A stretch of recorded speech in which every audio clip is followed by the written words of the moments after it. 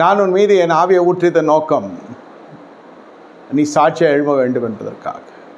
நீ சாட்சியாக எழும்ப வேண்டும் என்பதே ஆவியானவர் உனக்கு அருள் செய்த நோக்கம். தேவ சமூகத்தில் பெற்றுக்கிற சத்தியம் உன்னை சாட்சியாக்க வேண்டும் என்பதற்கு தான்.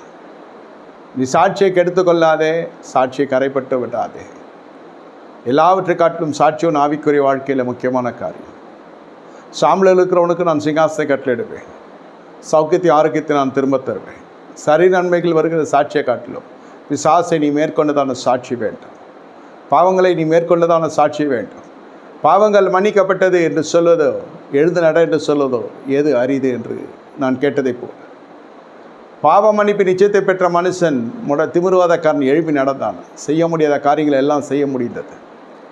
அதே போல் உன் வாழ்க்கையிலும் பாவ மன்னிப்பு நிச்சயத்தை நீ பெற்றிருப்பாய். இது உண்மை என்றால் பழைய காரியங்கள், பழைய வாழ்க்கை காட்டிலும் செய்த முடியாத காரியங்கள், அநேக காரியங்கள் நடக்கப் போகிறது. இதுவரை நடந்திராத அதிசயங்கள் வாழ்க்கையில் நடக்கப் போகிறது. சாட்சியை காத்துக்கொள். பாவ மன்னிப்பு நிச்சயத்தை பெற்றுக்கொண்ட நீ சாட்சியை காத்துக்கொள், சாட்சியை விட்டுவிடாதே. இதுவரை நடந்திராத நன்மைகள் உன் வாழ்க்கையில் நடக்கப் போகிறது என்று கர்த்தர் சொல்லுகிறார்.